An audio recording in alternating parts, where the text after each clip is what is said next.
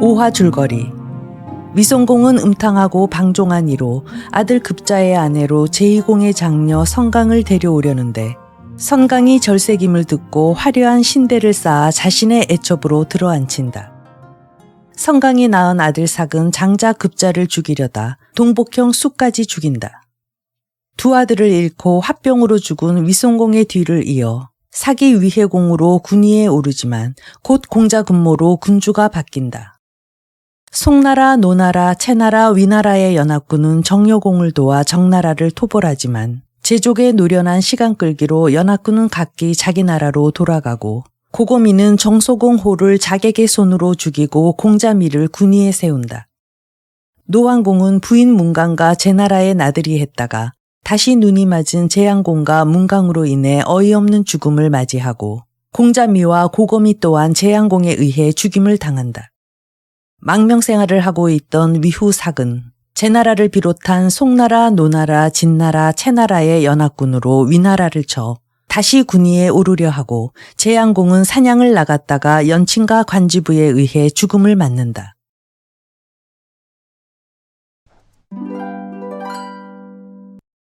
15. 건시대전. 관이오의 자는 중이다. 태어날 때부터 용모가 남달리 준수하고 총명했다. 경전에 널리 통달하여 경천위지하는 재능과 세상을 구제하고 시대를 바로잡을 만한 책략을 갖춘 인물이었다. 일찍이 그는 포수가와 두터운 우정을 맺었다. 관중과 포수가는 때로 의견이 대립되기도 했다. 사람들은 관중의 마음씨가 올바르지 못하다고 비난했지만 포수가는 항상 관중을 위해 변명했다. 사람이란 때를 잘 만날 수도 있지만 불우한 처지에 놓일 경우도 있어. 만일 관중이 때를 만나 일을 하는 날이면 100번에 한 번도 실수가 없을 것이요.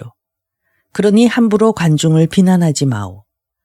이런 말을 전해 들을 때마다 관중은 찬탄한다. 나를 낳아준 사람이 부모라면 나를 알아주는 사람은 포수가다. 이것은 관중의 유명한 말로서 후세에까지 널리 전해지고 있다. 또한 그들의 생사를 함께하는 교의의 의는 후세의 간포지교라 일컬어지며 칭송된다. 제양공 제아가 생존했을 때의 일이다. 제양공의 장자 규는 노나라 여자의 소생이었고 차자 소백은 거나라 여자의 몸에서 난 아들이었다. 제양공은 그들 중 하나에게 자기 자리를 물려줄 생각이었다. 둘 다 서자이나 장성하여 보도해야 할 때가 되자 관중이 포수가에게 말한다. 주공에겐 아들이 둘 있소. 틀림없이 그들 중 하나가 다음 군위를 이을 것이오. 그대와 내가 그들을 맡아 가르칩시다. 그리고 둘 중 하나가 군위에 오르면 우리는 서로 청거하기로 합시다. 그러면 언제나 한 군주 밑에서 함께 일할 수 있지 않겠소. 포수가는 머리를 끄덕여 찬성했다. 이렇게 해서 관중은 소울과 함께 공자 규의 스승이 되고 포수가는 공자 소백의 스승이 됐다. 어느 날 제양공이 문강을 만나기 위해 작당으로 가려 했을 때 포수가가 소백에게 말한다. 백성들이 주공의 음란함을 비웃고 있습니다. 지금이라도 고치면 지나간 허물을 덮을 수 있습니다. 그런데도 문강과 왕래가 빈번하니 마치 제방이 터져 물이 범람하는 것과 다를 바 없습니다. 이는 자식된 도리로 반드시 간해야 할 일입니다. 소백은 그 말을 들어 아버지 제양공에게 가서 간한다. 세상에서는 노후의 죽음에 대해 말이 많사옵니다. 모두 남녀관계에서 비롯된 일이라 하오니 삼가소서. 제양공이 크게 노하여 소리친다. 이놈, 어린 것이 무슨 잔소리냐. 제양공은 분노를 참지 못해 발로 소백을 걷어찼다. 더 이상 간하지 못하고 쫓겨나온 소백이 스승 포수가에게 탄식하니 그가 말한다. 음란한 자에겐 반드시 괴상한 재앙이 내린다 합니다. 신이 공자와 함께 타국으로 가 때를 도모하고자 하는데 뜻이 어떠신지요? 소백이 묻는다. 타국이라면 어느 나라로 가야 하오? 큰 나라는 늘 변동이 심하니 공자의 외가인 거나라 같은 소국이 좋을 듯 하옵니다. 또 거나라는 우리 제나라와도 거리가 가깝습니다. 소국인이 감히 우리를 업신여기지 못할 것이고 가까운 거리에 있으니 어느 때고 곧 돌아올 수 있습니다. 이리하여 소백과 포수가는 거나라로 갔다. 제양공은 그 후 이 사실을 알았으나 그들의 뒤를 쫓지 않았다. 그러던 중 공손 무지가 제양공을 죽이고 군위에 올랐다. 그리고 무지는 관이오를 초청하게 된 것이다. 무지의 초청을 받은 관이오는 혼잣말을 했다. 공손 무지의 목에 벌써 칼이 들이대어져 있는데 이 자들이 다른 사람의 신세까지 망치려 하는구나. 관이오는 그 초청에 응하지 않고 즉시 소울과 상의했다. 그날 밤 관이오는 소울과 함께 공자규를 모시고 노나라로 망명했다. 노나라는 공자규의 외가이다.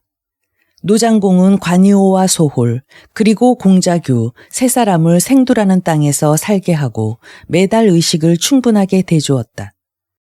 때는 노장공 12년 2월이었다.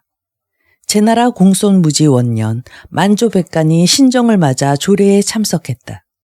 연친과 간지부 두 사람의 태도는 모든 신하들 위에 군림하듯 거만스러웠다. 신하들은 모두 아니꼽게 생각했다.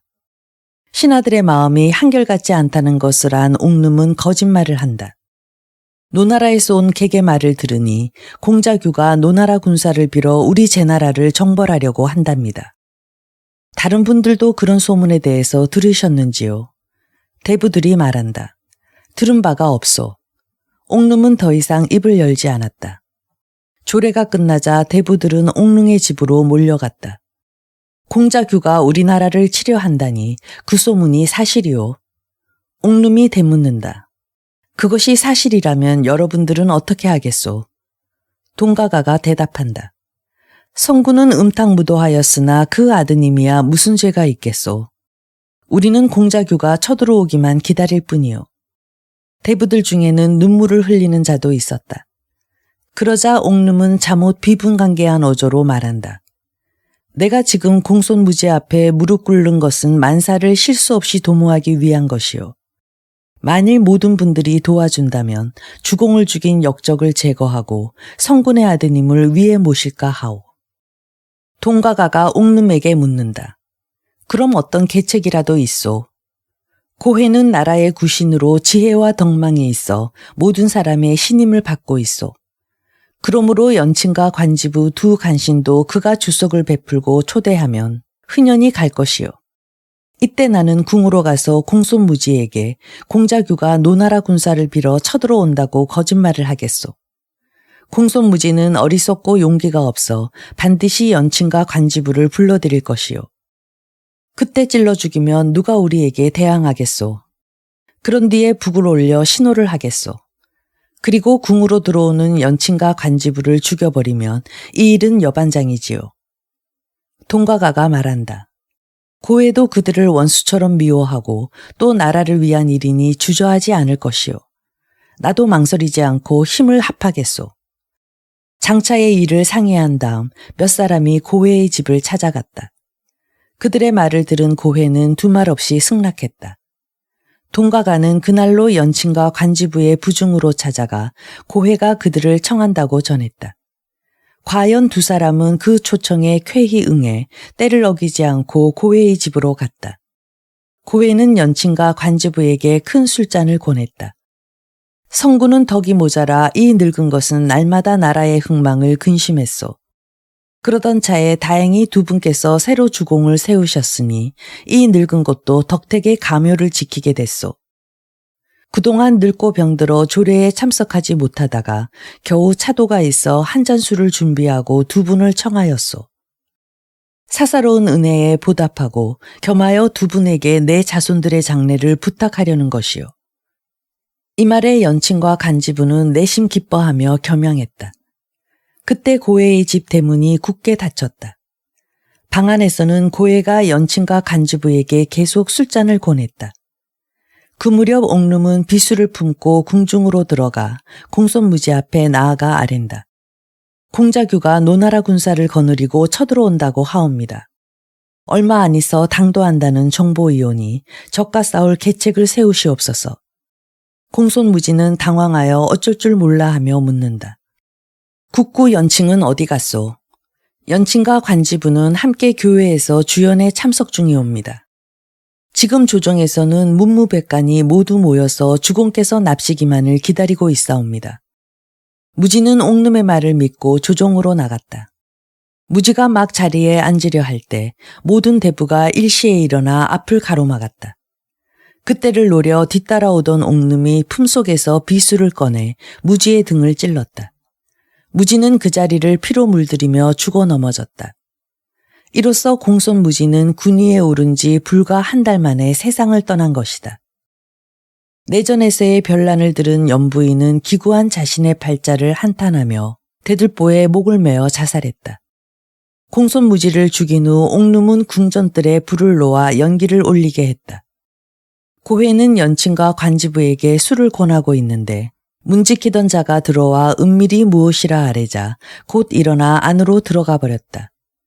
연친과 관지부는 영문을 몰라 의아한 표정을 지었다. 무슨 일이 일어났는지 물어볼 겨를도 없었다. 술이 몹시 취한 연친과 관지부는 복도에 매복했던 장사들에게 둘러싸였다. 눈 깜짝할 사이의 일이었다. 외마디 소리가 2번 일어났고 연친과 관지부의 몸은 몇 토막이 되어 나뒹굴었다. 2 사람을 따라온 시종들 역시 한거할 사이도 없이 죽음을 당했다. 옥룸과 대부들은 고해의 집으로 속속 모여들었다. 그들은 연친과 관지부의 간을 꺼내 재양공 신이 앞에 재양하고 한편으로는 노나라에 사람을 보내 공자규를 모셔오게 했다. 그 무렵 노장공은 그 어머니 문강에게 들볶이고 있었다.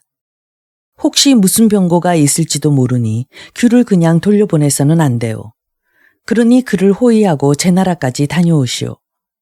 견디다 못한 노장공은 시백이 가나는 것도 듣지 않고 공자규를 위해 병거 300승을 친히 영솔하고 조마를 대장으로 삼고 진자와 양자를 부장으로 삼아 제나라로 떠날 준비를 했다. 관이오가 노장공에게 나아가 아랜다.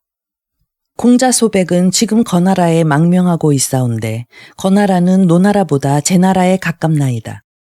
만일 공자 소백이 먼저 귀국하면 주객이 바뀌게 될 것이니 신이 먼저 가서 일을 꾸미고 영접하겠나이다.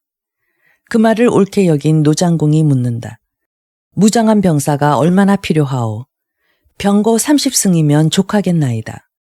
노장공은 망설이지 않고 관이오에게 병거 30승을 내주었다. 본국에서 변란이 일어나 군주의 자리가 비었다는 소식에 접한 공자 소백은 즉시 포수가와 의논했다. 관이오와 공자규보다 먼저 제나라에 당도해야 한다는데 합의한 포수가와 공자 소백은 거나라에서 병거 100승을 빌어 본국으로 달렸다. 이때는 관이오도 질풍같이 본국을 향해 달리고 있었다. 거나라 군사들이 도중에 잠시 머물러 밥을 짓고 있는 장소에 도착한 관이오는 수레 위에 단정히 앉아있는 공자 소백 앞으로 나아가 몸을 굽히며 아랜다. 그간 별거 없으셨는지요? 지금 어디로 가시나이까? 아버님 친상에 가는 길이요. 관이오가 아랜다. 공자규는 성군의 맏아드님이시니 마땅히 상사의 주인이 됩니다. 그러니 공자께선 헛된 수고하지 마시고 잠시 더 이곳에 유하십시오. 포수가가 곁에 있다가 강경한 태도로 말한다. 각기 주인이 다르니 관중은 물러가오. 쓸데없이 나서서 여러 소리 할 것 없소. 관이오가 주위를 둘러보니 거나라 병사들이 살깃띤 눈초리로 노려보고 있었다. 노나라 병거 30승으로는 중과부적이었다. 그렇다면 하는 수 없지요. 물러가겠소이다. 물러가는 척하고 얼마쯤 달리던 관이오는 획 돌아서서 돌연 공자 소백을 향해 활을 쏘았다. 소백은 외마디 소리를 지르고 입에서 붉은 피를 토하며 수레 위에 쓰러졌다. 포수가는 급히 소백을 부축했다. 모든 종자들이 이 병고에 일제히 곡성을 터뜨렸다. 관이오는 소백이 죽은 것으로 알고 30승의 병거를 몰아 나는 듯이 달려갔다. 관이오가 혼잣말을 한다. 공자규는 참으로 복이 있도다. 군위에 오를 운명인지 내가 쏜 한 대의 화살에 소백이 죽었으니. 그러나 관이오가 쏜 화살은 공자 소백의 허리띠 장식에 맞았을 따름임을 누가 알았으리요.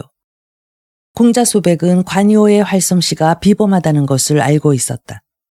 또 노나라 군사가 다시 활을 쏘지 않을까 두려워 얼른 입술을 깨물어 피를 흘리고 죽은 척했던 것이다. 처음엔 포수가조차 속았다. 포수가가 재촉한다. 관중이 가버렸으나 또 쫓아올지도 모릅니다. 지체 마시옵소서. 소백은 변복하고 뚜껑 덮인 수레에 시체처럼 드러누워 지름길로 마구 달렸다. 제나라 수도 임치에 이르자 포수가는 혼자 성중으로 먼저 들어갔다. 그리고 모든 대부들을 찾아다니며 공자 소백의 어질고 덕있는 성품을 강조했다. 그러자 대부들은 난처한 표정을 지었다. 공자규가 곧 올 텐데 우리가 그를 어떻게 대우해야 하오? 포수가가 대답한다. 제나라는 잇따라 두 군주가 죽음을 당했소. 형군이 아니면 어지러운 시국을 평정하지 못할 것이요. 더구나 공자규보다 공자 소백이 먼저 귀국하였소. 이는 하늘의 뜻이요. 만일 공자규를 군위에 세운다면 필시 노장공은 우리에게 그 보답을 요청할 것이요. 지난날 송우가 공자도를 정나라 군위에 세우고 끊임없이 그 보답을 요구하는 바람에 여러 해 동안 싸움이 있었소. 그동안 숱한 국난을 겪은 우리로서 어떻게 노나라 요구를 감당할 수 있겠소? 그렇다면 노나라에 어떻게 사절의 뜻을 전하면 좋겠소? 우리가 이미 주공을 세웠음을 안다면 그들도 어쩔 수 없이 물러갈 것이요. 대부 숫분과 동가가가 입을 모아 소리친다. 포수가의 말씀이 옳소. 이렇게 해서 모든 대부는 공자 소백을 맞아 곧 군위에 모시니 그가 바로 제왕공이다. 노나라 군사가 오기 전에 미리 막아야 하오. 포수가의 말에 따라 종손추가 노장공을 맞아 공자 소백이 즉위한 사실을 알리기 위해 떠났다. 도중에서 중손추와 마주친 노장공은 비로소 소백이 죽지 않고 군위에 오른 것을 알고 크게 노하여 소리친다. 장자가 군위를 계승하는 법인데 차자가 어떻게 군위에 올랐는가? 삼군을 용솔하고 여기까지 왔는데 그냥 물러갈 수는 없다. 이 보고를 받은 제왕공이 포수가에게 의견을 물으니 그가 대답한다. 군사는 군사로 막을 도리밖에 없나이다. 포수가는 왕자 송부로 우군 장수를 삼고 영월로 부장을 삼았으며 동가가로 자군을 삼고 중손추로 부장을 삼았다. 그리고 옥룸으로 선봉을 삼고 포수가 자신은 제왕공을 받들어 중군이 됐다. 각군 장수들은 병고 500승을 나누어 거느렸다. 동가가가 청한다. 노장공은 우리에게 방비가 있을까 염려하여 깊숙이 쳐들어오지 않을 것입니다. 건시 땅에 물과 풀을 이용해 거기에 우리 군사를 매복시키는 것이 좋겠습니다. 기회를 엿보아 그들의 방비가 허술할 때 공격하면 반드시 승전할 것이옵니다. 그 계책을 상책으로 여긴 포수가는 즉시 영월과 중손추에게 명하여 각기 군사를 거느리고 길을 나누어 매복하게 했다. 왕자 송보와 동구가는 노나라 군사의 후미를 끊기 위해 다른 길로 갔다. 포수가는 옥릉으로 하여금 싸움을 걸게 하고 적을 유인하여 끌어들이게 했다. 그 무렵 노장공은 공자규를 대동하고 건시 땅에 이르렀다. 관이오가 아랜다. 소백이 비록 군위에 올랐다 하나 아직 민심이 안정되지 못하였을 것이옵니다. 이 기회에 속히 이를 도모해야만 성안에서도 혼란이 일어날 것이옵니다. 그대 말대로라면 소백은 화살에 맞아 죽었어야 할 것이요. 노장공은 관이오를 핀잔하며 영을 내려 건시에 영체를 세우게 했다. 공자교와 노장공이 진을 친 거리는 서로 20리쯤 떨어져 있었다. 이튿날 제나라 군대가 도착했다는 첩보가 들어왔다. 제나라 선봉 옥름이 노나라 진영까지 다가와 싸움을 도두었다. 노장공이 군사들을 앞에 놓고 큰소리친다. 이쪽에서 먼저 제나라 군대를 무찌르면 송중에서는 간담이 서늘해질 것이다. 노장공은 진자 양자를 거느리고 병거를 달려 제나라 선봉 옥룸과 대진했다. 노장공이 큰 소리로 옥룸을 나무란다. 네 이놈, 스스로 공손무지를 죽이고 공자규를 군위에 올리겠다고 하더니 변심하여 나에게 대항하는 까닭이 무엇이냐? 도대체 내 놈에겐 신이라는 것이 있느냐? 노장공은 말을 마치고 활시위를 당기려 했다. 옥룸은 짐짓 부끄러워하는 듯 머리를 감싸지고 달아났다. 노장공은 즉시 조말에게 분부해 옥름을 추격하게 했다. 얼마 가지 않아 옥름은 갑자기 돌아서더니 조말에게 달려들었다. 그러다가 옥름은 아무래도 감당할 수 없다는 듯 다시 달아났다. 조말은 죽을 힘을 다해 옥름을 뒤쫓았다. 정신없이 뒤쫓다 보니 어느 결에 포수가의 대군이 조말을 에워싸기 시작했다. 조말은 당황하여 좌충우돌하다가 화살을 맞고 가까스로 포위망을 뚫고 달아났다. 노나라 장수 진자와 양자는 조말이 실수할까 염려해 쫓아가 도우려 했다. 그때 좌우에서 포성이 일어났다. 그와 동시에 매복하고 있던 영월과 중손추가 군사를 거느리고 일제히 뛰어나왔다. 또한 포수가도 중군을 용솔하고 나왔다. 삼면에서 공격해오자 노나라 군대는 도저히 대적해낼 수가 없었다. 노나라 군사들이 뿔뿔이 흩어져 달아나기 시작하자 포수가가 전령을 내린다. 누구든 노후를 사로잡는 자에게 1만호가 있는 고우를 상으로 내리겠노라. 제나라 군사들 간에 전해지는 이 말을 들은 노나라 장수 양자는 적을 속이기 위해 노장공의 수놓은 환기를 자기 병거에 꽂았다. 형세가 위급해지자 노장공은 급히 병거에서 뛰어내려 미복으로 꾸미고 작은 수레를 타고 달아났다. 환기가 나부끼는 병거를 본 영월은 노장공을 사로잡기 위해 군사를 지휘해 그것을 겹겹이 포위했다. 그러자 양자가 투구를 벗고 비웃으며 소리친다. 우리 주공은 이미 멀리 가셨으니 공연한 수고 말아라. 제나라 군사가 완전히 이긴 것을 안 포수가는 군사를 거두었다. 중손추는 노장공이 탔던 육로를 빼앗아 바치고 영월은 노장 양이를 사로잡아 바쳤다. 후영에서 치중을 관할하고 있던 관이오는 전영이 패했다는 소식을 듣고 소홀과 공자규에게 후영을 지키게 한 다음 노장공을 돕기 위해 달려갔다. 그러나 이미 때는 늦어 관이오는 도중에서 도망쳐오는 노장공과 마주쳤다. 곧이어 조말도 패잔병을 거느리고 돌아왔다. 모든 병거와 군사를 점호해보니 10중 7을 잃었다. 관이오는 크게 탄식한다. 이미 군사들은 사기를 잃었다. 지체하지 말고 떠나자. 그들은 밤중에 회정했다. 이틀째 되는 날 일대의 병거가 그들의 앞을 가로막았다. 왕자 송부와 동가가가 우회 작전으로 기로를 끊으려 했던 것이다. 조말이 창을 높이 들고 크게 부르짖는다. 주공은 어서 달아나시옵소서. 신은 이곳에서 싸우다 죽겠나이다. 그리고 그는 진자를 돌아보며 말한다. 그대는 나를 도우라. 그리하여 진자는 왕자 송부에게 대항하고 조말은 동가가와 대적했다. 싸움이 한창일 때 관이오는 노장공을 호위하고 소홀은 공자규를 보호하여 길을 터 도망했다. 흉포를 입은 젊은 장수가 노장공을 뒤쫓았다. 노장공은 활을 쏘아 젊은 장수의 이마를 명중시켰다. 다음엔 백포 입은 장수가 추격해왔다. 그 역시 노장공의 화살을 맞고 길가로 굴러떨어졌다. 제나라 군사는 비로소 추격의 끈을 늦추었다. 관이오가 달아나면서 소리 높여 외친다. 모두들 치중과 무기와 갑옷과 말을 길에 버려라. 제나라 군사들은 버리고 간 물건들을 줍기에 혈안이 되었다. 그 틈에 노장공, 공자규, 관이오, 소울 등은 멀리 달아날 수 있었다. 뒤에 남아 싸우던 조말은 왼편 어깨에 칼을 맞았으나 제나라 군사의 포위를 뚫고 달아나 목숨을 건졌다. 그러나 진자는 포위되어 죽고 말았다. 제황공 소백은 이른 아침 백간의 할애를 받았다.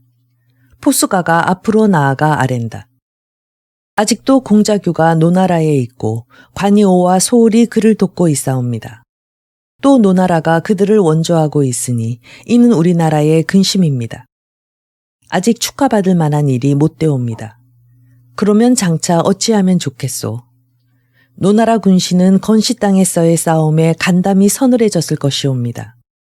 이때를 놓치지 않고 신이 삼군을 거느리고 노나라 변방까지 나아가 그들을 위압하겠나이다.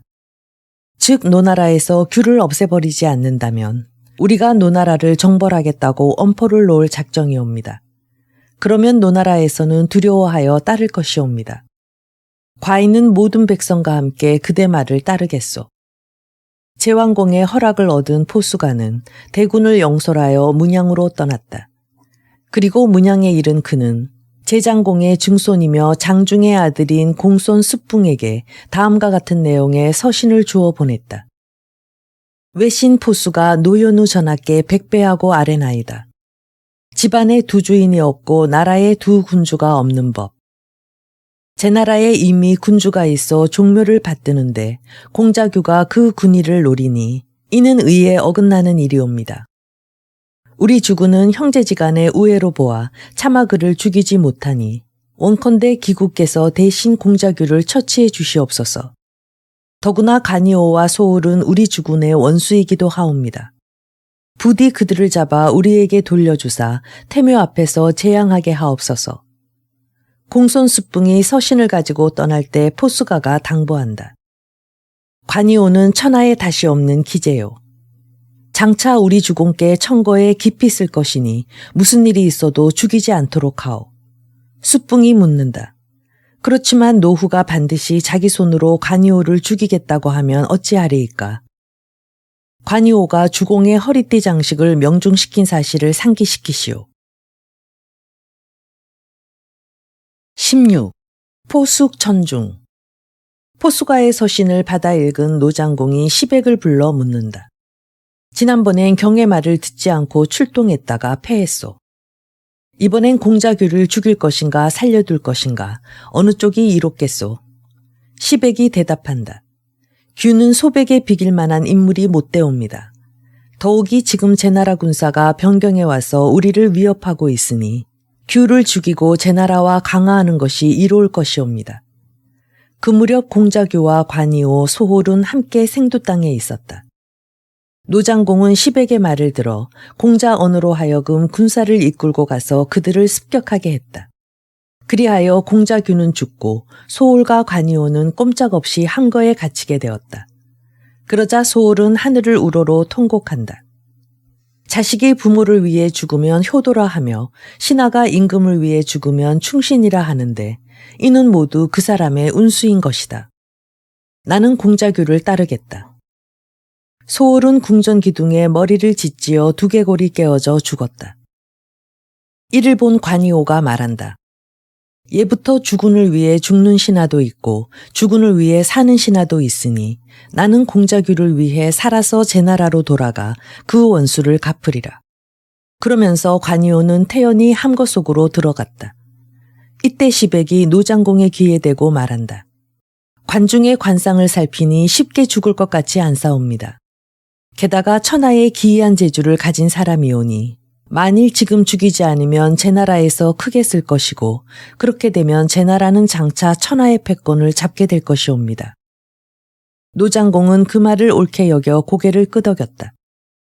공손수뿡은 노나라에서 관이오를 죽이기로 했다는 소문을 듣고 황급히 노장공에게 달려가 말한다. 관중은 지난날 활로 우리 주군의 허리띠 장식을 쏜 사람이옵니다. 그러니 우리 주군께서 친히 그의 목을 베어야 그 분풀이가 될 것이옵니다.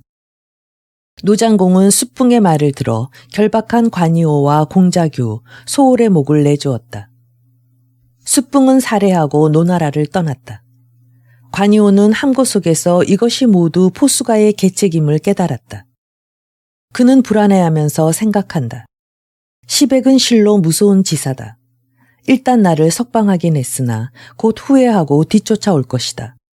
시백에게 다시 사로잡힌다면 그때는 목숨을 부지할 가망이 없다. 계책을 생각하던 관이오는 황곡사라는 노래를 지어 함거를 끌고 가는 공손 수뿡 일행에게 가르쳤다. 그들은 노래 부르기에 신명이나 피곤한 줄 모르고 경쾌하게 달리니 이틀 걸릴 노정을 단 하루에 주파했다.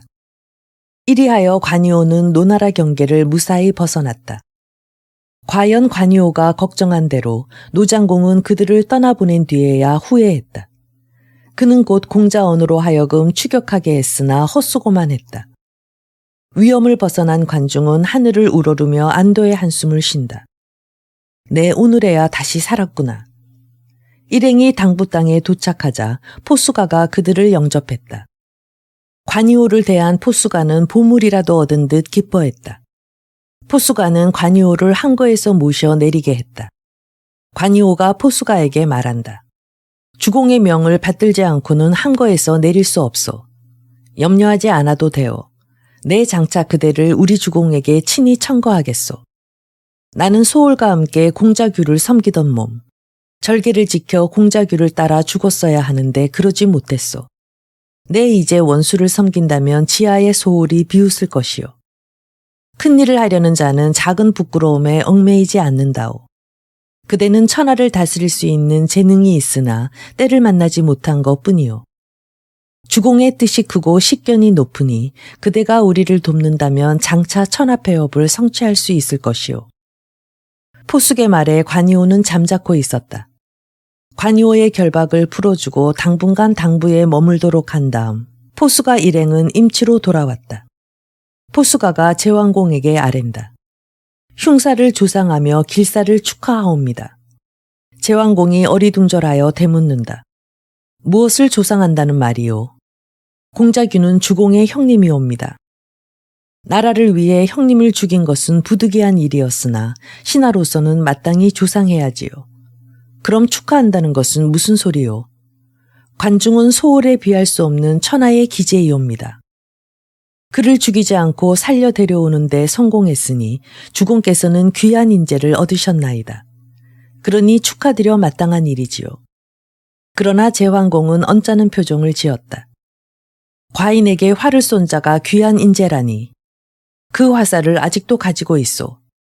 신하된 자가 자기 주군을 위하는 것은 지극히 당연한 일이옵니다. 그가 주공을 쏠 때는 공자규만 알고 주공은 몰랐사옵니다. 이제 주공께서 그를 거두어 쓰시면 주공을 위해 활로 천하를 쏠 것이옵니다. 제왕공은 비로소 고개를 끄덕인다. 경의 말을 듣겠소. 관중을 죽이지 말고 살려두오. 포수가는 관중을 영접해 자기 집으로 데리고 갔다. 그리고 조속으로 천하일을 담론했다. 제왕공은 신하들의 공로를 표창하기 위해 벼슬과 토지를 내렸다. 이때 포수가를 상경으로 삼아 국정을 맡기려 했으나 그는 굳이 사양한다. 신은 국정을 보는 데는 적임자가 못 되옵니다. 과인은 경을 잘 알고 있으니 사양마오. 신은 모든 일에 삼가고 예법을 준수하는 것뿐이옵니다. 이는 신의 사적인 생활에 관한 일일 따름이지 국정을 맡아볼 만한 재능은 아니옵니다. 이 말에 제왕공은 포수가에게로 몸을 기울이며 묻는다. 그렇다면 국정을 맡아볼 만한 인재는 어디 있소? 포수가가 아랜다. 주공께서 반드시 그런 사람을 구하시겠다면 어찌 없겠나이까. 관이오가 바로 그런 인재이옵니다. 제왕공이 고개를 끄덕이며 분부한다. 즉시 관이오를 불러오. 과인이 직접 그의 식견을 알아보겠소. 그러나 포수가는 일어나지 않고 말한다. 관이오를 등용하시려면 재상의 직위를 내리시고 국록을 후의하시며 부영에 대한 예로서 영접하시옵소서. 대저 재상은 군주 다음의 자리이니 이런 일을 경솔히하면 주공도 또한 경솔해지나이다. 비범한 사람은 반드시 비범한 예로서 대우해야 하옵니다. 우선 주공께서 택일하시고 교회까지 나가시어 그를 영접하시옵소서. 비록 원수일지라도 현사를 존경하고 식견 높은 선비를 예로서 대한다는 소문이 퍼지면 천하에 뜻있는 사람은 누구나 제 나라에 등용되기를 원할 것이옵니다. 그대 말대로 따르리라. 제왕공은 태복에게 명하여 기리를 택하고 관이오를 교회까지 나가서 맡기로 했다. 택일한 날 제왕공은 예의를 갖추어 관이오를 맞아 나란히 수레를 타고 궁으로 향했다. 길 양편에 모여 구경하던 백성들은 이 성대한 영접에 모두 놀랐다. 관이오는 제왕공 앞에 머리를 조아리고 사죄했다. 제왕공은 그의 손을 붙들어 일으켜 자리를 권했다. 그러나 관이오는 사양한다.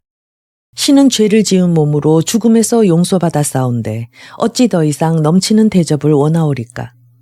과인이 그대에게 물어볼 말이 있으니 사양 말고 앉으시오. 그제야 관이오는 제배하고 자리에 앉았다. 제왕공이 묻는다. 과인이 사직을 맡은 일에 아직 민심이 안정되지 않고 나라의 위세 또한 떨치지 못하고 있소.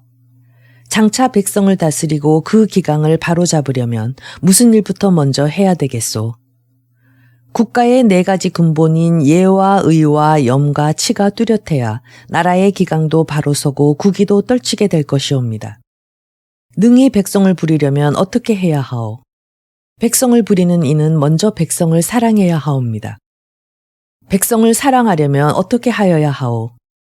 항상 백성의 편에서 힘쓰고 그 이익을 백성에게 돌리면 서로 친밀해지옵니다. 지난 죄를 사하고 옛법을 닦게 하고 자손이 없거나 독신인 사람을 적극 짝지어주면 백성은 늘고 형벌은 줄고 세금은 감소되고 백성은 부자가 되옵니다. 그리고 어진 선비를 등용하시어 그들에게 책임을 맡기면 자연 백성이 예절을 지키게 되나이다. 또 일단 선포한 법령을 함부로 고치지 않으면 백성은 바르게 되나이다. 이것이 바로 백성을 사랑하는 길이옵니다. 제왕공과 관이오 사이에는 이런 식의 문답이 끊임없이 이어졌는데 그 내용도 정치에서 군사, 외교, 인재 등용에 이르기까지 미치지 않은 분야가 없었다. 연 3일날 3일 밤을 담론했으나 제왕공도 관이오도 피곤함을 느끼지 않았다. 제왕공은 크게 기뻐하며 다시 3일 동안 목욕 재개하고 태묘에 고한 뒤 관이오를 제상으로 삼으려 했다. 관이오가 사양하자 제왕공이 묻는다. 과인은 그대를 제상으로 삼아 장차 뜻을 이루려 하는데 어찌하여 사양하는 거요? 큰 건물을 지으려면 한 나무의 제목으로는 되지 않으며 큰 바다도 한 줄기의 흐름만으로는 이루어지지 않는다고 들었나이다. 주공께서 큰 일을 이루고자 하신다면 동시에 5인거를 등용하시옵소서. 그러면서 관이오는 숫붕, 영월, 성부, 빈수무, 동가가 등 5명을 청거했다. 국가를 다스리고 병력을 강하게 하시려면 반드시 이 5사람을 쓰셔야 하옵니다. 그렇다면 미력 하나마 신도 힘을 다하겠나이다. 마침내 제왕공은 관이오를 제상으로 삼았다. 그리고 국중의 시조 1년분을 녹으로 하사한 다음 그가 청거한 숫붕이야 5사람에게도 각각 벼슬을 내렸다. 또한 널리 방을 내걸게 하여 부국강병의 식견을 아래는 자면 모두 등용했다. 제나라에서 관중을 죽이지 않고 도리어 제상으로 등용했다는 소식을 듣고 노장공은 크게 노했다. 시백의 말을 듣지 않은 것이 후회스럽도다. 내가 숫붕이란 풋나게에게 속았구나. 노장공은 지난날 건시 땅에서 패한 원수를 갚기 위해 제나라를 정벌하기로 결심했다. 이 소식을 들은 제왕공이 간중에게 묻는다. 차라리 우리가 먼저 노나라를 치는 것이 어떻겠소? 우리는 군정이 다 아직 안정되어 있지 못하옵니다. 그러나 제왕공은 이를 듣지 않고 포수가를 대장으로 삼아 군대를 출동시켜 장작당을 치게 했다. 노장공이 시백에게 묻는다. 제나라 쪽에서 먼저 쳐들어오는데 어떻게 방어하면 좋겠소? 족이라는 사람이 있는데 그라면 능히 제나라에 대적할 것이옵니다.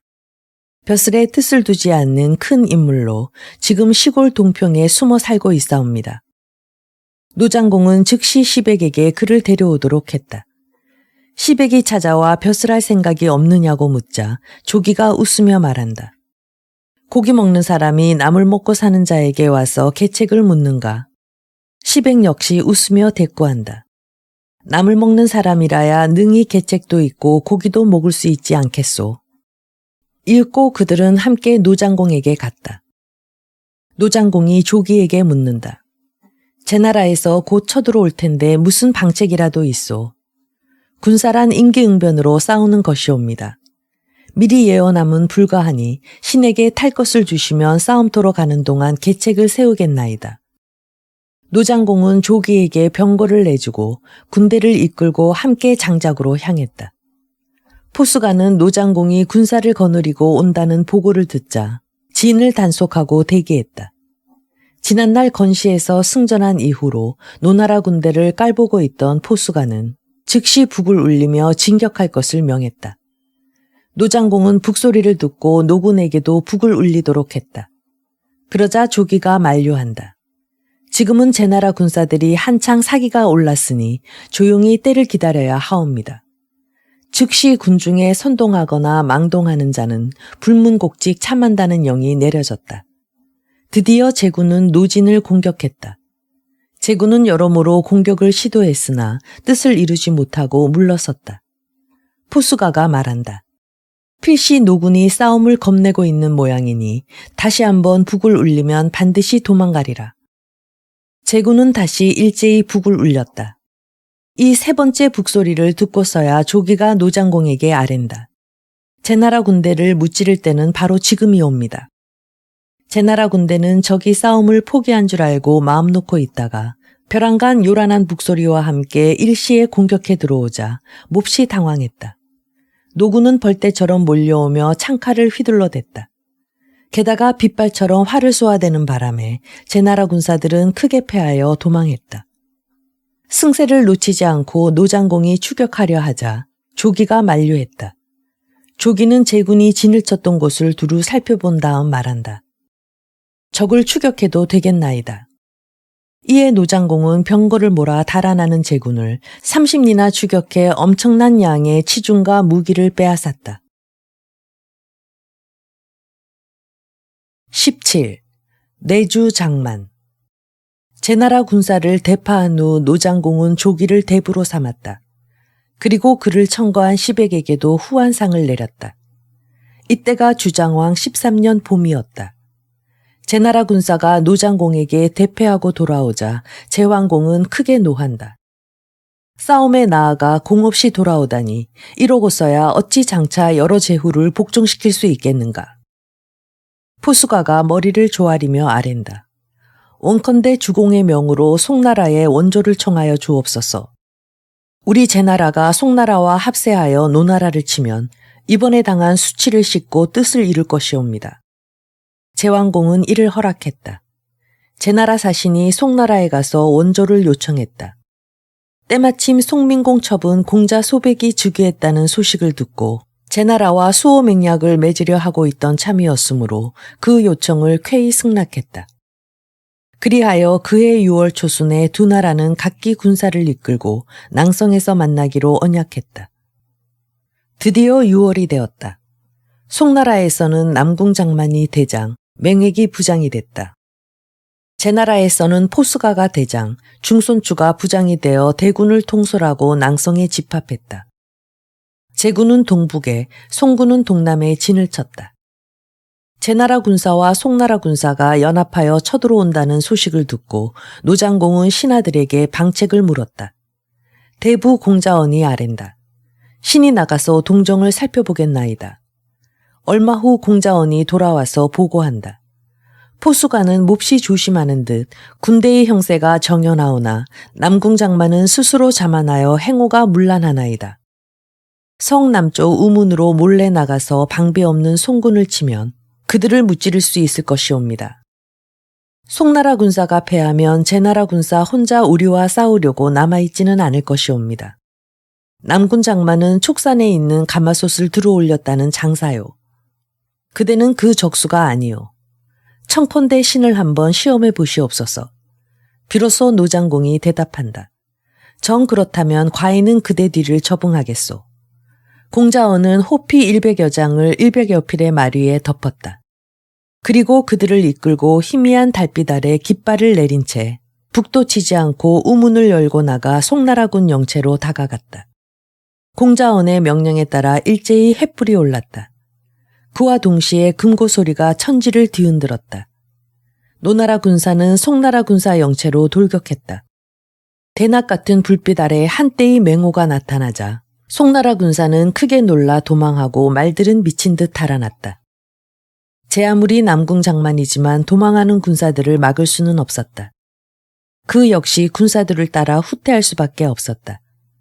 노장공의 후대가 도착하여 공자언과 합세했다. 밤새도록 뒤쫓기던 송나라 군사는 노나라 경계 숭구에 이르렀다.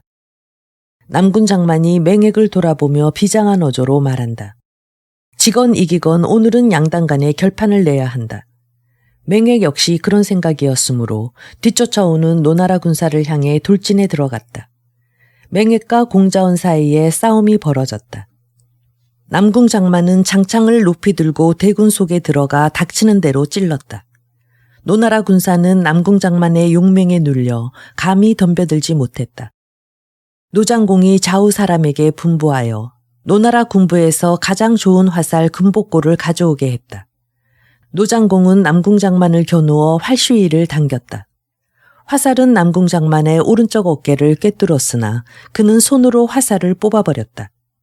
숨 돌릴 사이도 없이 이번에는 전송생이 창으로 넓적다리를 찌르자 그는 통나무 쓰러지듯 땅바닥에 넘어졌다. 병졸들이 일제히 달려들어 그를 결박했다. 이를 본 맹획은 병거까지 버리고 달아났다. 대승을 거둔 노장공은 징을 울려 군대를 거두었다. 송나라 군사가 대패하자 포수가도 역시 군대를 거두었다. 이해에 제황공은 숫붕을 주왕실에 파견했다. 자신이 군위에 오른 것을 고하고 청원하기 위해서였다. 그러자 주장공은 사신을 노장공에게 보내 혼사를 주장케 하여 왕위를 제나라로 출가시켰다. 뒤를 이어 서나라, 채나라, 위나라 각국에서도 각각 그 딸들을 제왕공에게 첩으로 보냈다. 왕위의 출가를 축하하기 위한 예법이었다. 노나라가 혼사를 주장한 까닭에 제나라와 노나라는 다시 형제의 의를 맺게 되었다. 그해 가을 송나라에 큰 홍수가 나자 노장공은 송나라에 사신을 보내어 위문했다. 이에 감격하여 송나라 쪽에서도 사신을 보내 감사하며 포로가 된 남궁장만을 돌려보내주면 더욱 감사하겠다고 청했다. 노장공은 쾌히 승낙하고 남궁장만을 송나라로 돌려보냈다. 이로부터 제나라, 노나라, 송나라는 평화를 누렸다. 남궁장만이 귀국하자 송민공은 노나라 제수라면서 그를 희롱했다. 이에 남궁장만은 크게 부끄러워하며 물러갔다. 곁에서 대부구목이 송민공에게 간한다. 죽음과 신하는 예법으로서 사귀어야지 희롱함은 불가하옵니다. 삼가소서. 과인과 남궁장만은 서로 무관한 교분이라 그가 어찌 감정을 가지리요. 때는 주장왕 15년이었다. 이해의 주장왕은 병으로 붕어하고 태자 호재가 즉위했다. 그가 바로 주희왕이다. 이 소식이 송나라에 전해졌을 때 송민공은 궁인들과 몽택에서 놀고 있었다. 남궁장만은 송민공의 분부로 창 던지는 놀이를 하고 있던 중이었다. 창을 하늘 높이 던졌다가 떨어지면 그것을 손으로 받는데 100번에 한 번도 실수가 없었다. 궁녀들이 그 재주를 보기 원했으므로 송민공이 남궁장만을 불렀던 것이다. 궁인들은 남궁장만의 솜씨에 박수갈채를 보냈다. 슬그머니 시기심이 일어난 송민공은 내시에게 박국을 가져오라 일렀다. 그리고 남궁장만에게 내기를 걸어 지는 자는 금으로 된 말에 술을 가득 부어 마시기로 했다. 박국은 송민공의 장기였으므로 남궁장만은 내리 5판을 저 벌주 5마를 마셨다. 그때 주왕의 사신이 도착했다. 주왕실의 부고와 등극을 보고받은 송민공이 말한다. 그렇다면 마땅히 사신을 보내 조문도 하고 세왕에 대해 경하할 일이로다. 곁에 있던 남궁장만이 아랜다. 신은 아직 왕도 낙양에 가본 일이 없사옵니다. 원컨대 사명을 받잡고 가기를 원하나이다. 그러자 송민공은 크게 웃으며 또 실없이 남궁장만을 놀린다. 아무리 우리 송나라에 사람이 없기로 죄수를 사신으로 보낼 수야 있는가. 모든 궁인들이 이 말에 깔깔 웃었다. 술이 취해 그렇잖아도 붉은 남궁장만의 얼굴이 더욱 붉어졌다. 분노를 참다 못한 남궁장만은 군신의 분별을 잊고 크게 소리쳤다. 이 무도한 홍구나, 제수가 어떻게 살인을 하는 줄 아느냐. 송민공도 크게 노하여 꾸짖는다. 이런 무례한 제수놈을 보았나. 송민공은 남궁장만이 솜씨를 부리던 창을 들어 그를 찔렀다. 그러나 남궁장만은 재빨리 피하며 곁에 있던 박국을 들어 송민공을 후려쳤다. 송민공이 나동그라지자 남궁장만은 그 위에 올라타고 주먹으로 연거푸 내리쳤다. 송민공이 소리 한 번 못 지르고 절명하니 궁인들은 놀라 사방으로 달아났다. 남궁장만은 노기가 식지 않은 채 시근거리며 창을 끌고 걸어나갔다. 그는 조문에서 때마침 들어오던 대부구목과 마주쳤다. 대부구목이 묻는다. 주공은 어디 계시오? 무례하게 굴기로 내가 죽였소이다. 장군, 취하셨구려. 취하지 않았소. 내 손을 보시오. 남궁장만이 피투성이가 된 손을 내밀자 구목은 정색을 하고 꾸짖으며 손에 들고 있던 홀로 남궁장만을 후려쳤다. 그러자 남궁장만은 창을 땅에 내던지고 두 팔을 벌린 채 구목에게 덤벼들었다. 어찌 구목이 남궁장만의 힘을 당해내겠는가. 남궁장만의 주먹이 허공을 가른 순간 구목의 두개골이 깨어지며 피가 쏟아졌다. 남궁장만은 다시 창을 집어들고 유유히 걸어가 수레에 올랐다. 실로 방향무인한 태도였다. 이렇게 해서 송민공은 즉위한 지 10년 만에 부질없는 농담 한마디로 역신에게 죽임을 당했다. 그 후 남궁장만은 송민공의 종제 공자유를 군위에 세우고 송나라 역대 군주 족속을 모조리 축출했다. 그들은 모두 소읍으로 달아났으나 송민공의 친동생인 공자어열은 박당에 망명했다.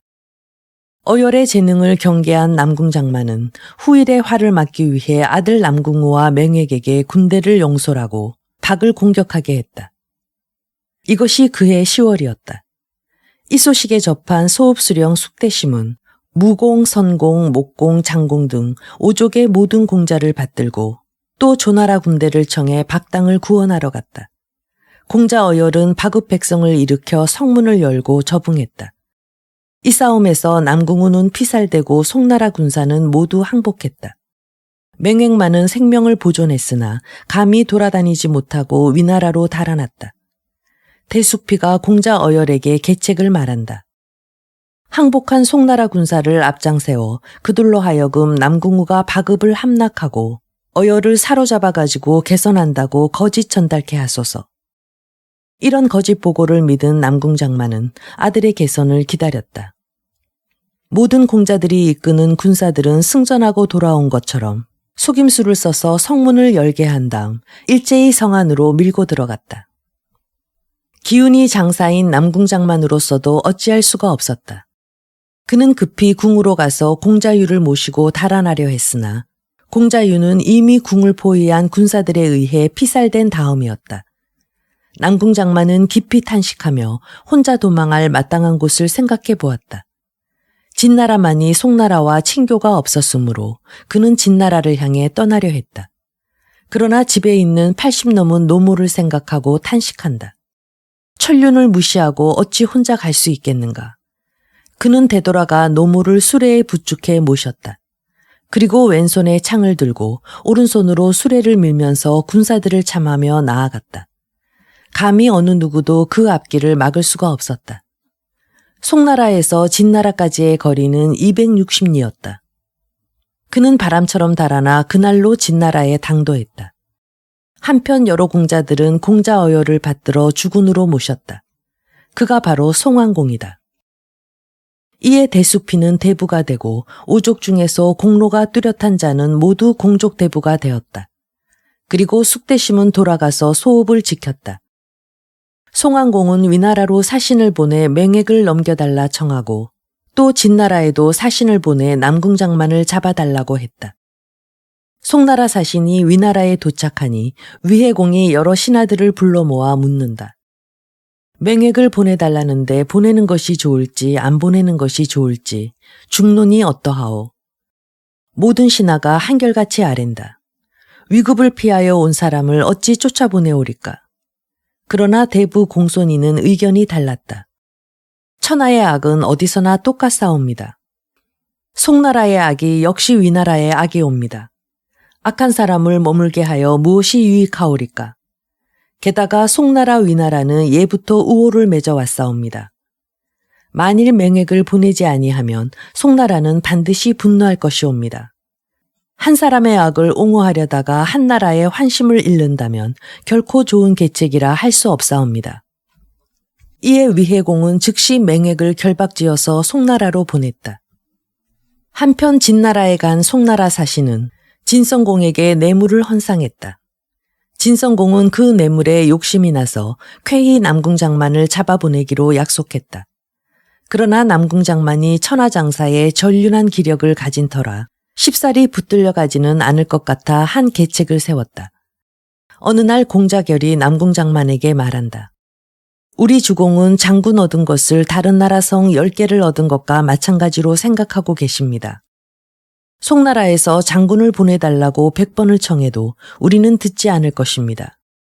그러나 호교 장군께서 의심할까 염려해서 나를 시켜 장군께 주공의 심중을 알리라 하셨소. 그러니 장군께서는 우리 진나라가 좁다는 걸 구실로 몇 달만 다른 큰 나라에 가서 조용히 놀다 오시면 어떻겠소. 수레를 장만에 드리리이다. 남궁장만이 울며 대답한다. 이 보잘것없는 몸을 그토록 생각해 주시니 내 달리 무슨 할 말이 있겠소. 그리하여 두 사람은 함께 술을 마시며 형제의 의까지 맺었다. 이튿날 남궁장만은 공자결의 집을 찾아가 살해했다. 공자결은 그를 영접하여 주연을 베풀었다. 비첩을 불러 술을 권하니 남궁장만은 권하는 대로 받아 마시고 크게 취했다. 마침내 그는 몸을 가누지 못하고 자리 위에 쓰러졌다. 이때 난데없이 역사들이 들이닥쳤다. 그들은 남궁장만을 물소가죽으로 싸고 쇠임줄로 묶었다. 그리고 그의 노모도 함께 함거에 가두어 송나라 사신에게 내줬다. 송나라 사신은 불철주야 함거를 몰았다. 절반쯤 갔을 때 남궁장만은 비로소 술이 깼다. 그는 혼신의 힘을 다해 버둥거렸으나 그의 전륜한 힘으로도 그 물소가죽을 벗어날 수가 없었다. 송나라 성문 근처에 이르렀을 때 물소가죽이 터져 손과 발이 삐져나왔다. 압송하던 군사들은 그것을 사정없이 쇠뭉치로 치고 짓찢었다. 남궁장만은 온몸이 부서졌다. 송안공은 전령을 내려 남궁장만과 맹액을 함께 저자거리에 끌고 나가 능지처참하도록 하고 다시 백정에게 명을 내려 두 시체의 살점을 떠서 소금에 절이게 하여 그것을 모든 신하에게 골고루 나누어 주었다. 신하된 자로서 주군을 제대로 섬기지 못하는 자는 이 소금에 절인 고기를 보아라. 남궁장만의 80노모도 역시 처형되었다. 송안공은 소읍에 있는 숙대심의 공로를 갚기 위해 작은 나라 소읍을 대국에 부속하는 부용으로 승격시키고 숙대심을 소군으로 삼았다. 그리고 화독이 이번 난에 죽었으므로 그 아들 가를 사마로 등용했다. 이로부터 화씨는 대대로 송나라의 대부가 되었다. 제왕공은 장작에서 패한 후 용병했던 점을 몹시 후회했다. 이에 국정은 모두 관중에게 맡기고 날마다 부인들과 술을 마시는 것으로 낙을 삼았다. 나라의 일로 아뢰는 자가 있으면 제왕공은 이렇게 말했다. 왜 중부에게 고하지 않고 과인에게 오는가? 제왕공의 총애를 받는 미동으로 수초라는 아이가 있었다. 수초는 내정에 가까이 있으려고 드나들기 불편하다는 구실로 궁중에 머무르면서 제왕공을 섬겼다. 또 제나라 옹읍에 이름을 무, 자를 여가라 하는 사람이 있었다. 여가는 곤모술수에도 능하고 겸하여 요리도 잘했다.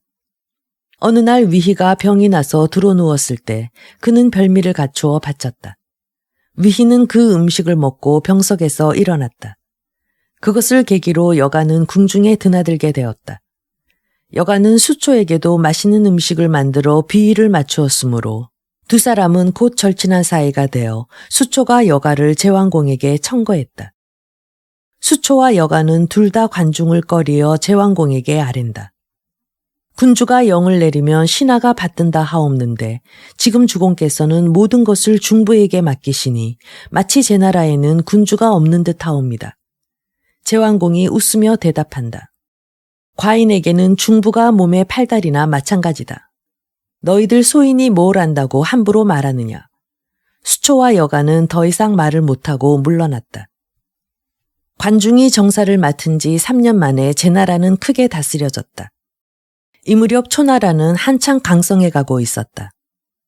멸등, 극권, 폐운, 맹교, 그리고 역식 등 한동 소국들 중에 공물을 상납하지 않는 나라가 없었다.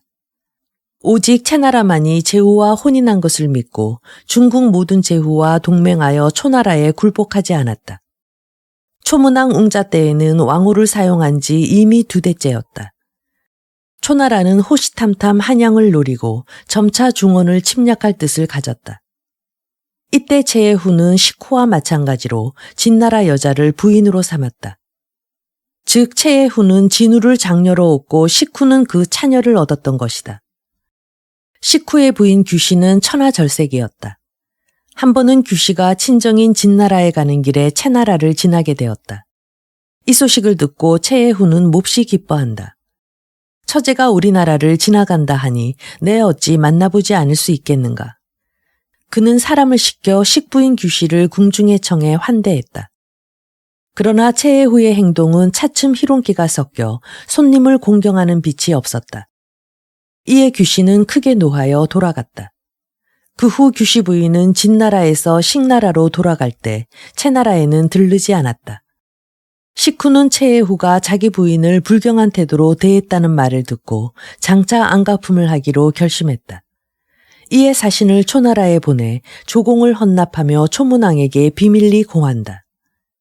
채나라는 중국을 믿고 대왕께 조공을 바치지 않으니 옳지 않사옵니다.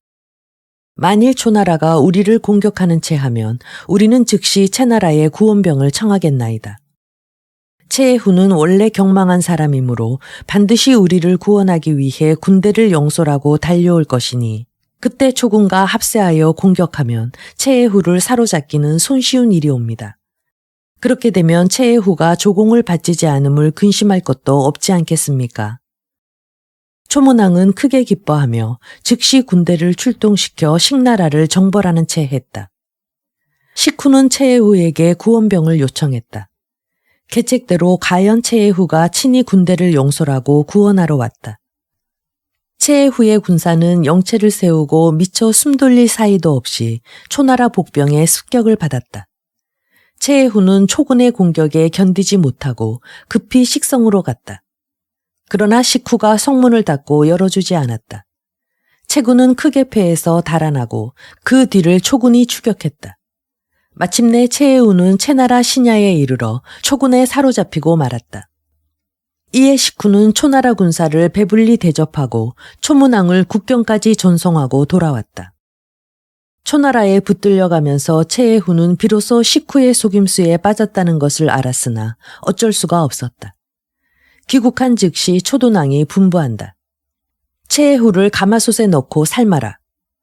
육건이 곁에서 간한다. 고종하옵소서. 채애후를 죽이면 이 소문을 들은 모든 나라 제후가 우리를 두려워할 것이옵니다. 돌려보냄으로써 대왕의 덕을 보이십시오. 초문왕이 그 말을 들으려 하지 않자 육고는 분기가 솟구쳐 왼손으로 초문왕의 소매를 잡았고 오른손으로는 허리에 찼던 칼을 뽑아 왕을 겨누었다. 신은 차라리 대왕과 함께 죽겠나이다. 대왕이 여러 제후를 잃는 것은 볼 수 없나이다. 초문왕이 두려워하여 부르짖는다. 과인은 그대 말을 듣겠노라. 이로써 채애후는 죽음을 면했다. 육건이 초문왕에게 다시 아랜다. 다행히 대왕이 신의 말을 들으사 채후를 죽이지 않으시니 이는 우리 초나라의 복이옵니다. 그러나 대왕을 겁박한 죄는 10,000번 죽어도 마땅하오니 청컨대 신을 죽여주옵소서. 경의 충성심은 태양도 무색할 지경이요. 과인은 죄를 줄 수 없소. 비록 대왕께서는 용서하시지만 신 스스로는 용서할 수 없나이다. 말을 맺자마자 육고는 허리에 찼던 칼로 자기 발을 잘랐다.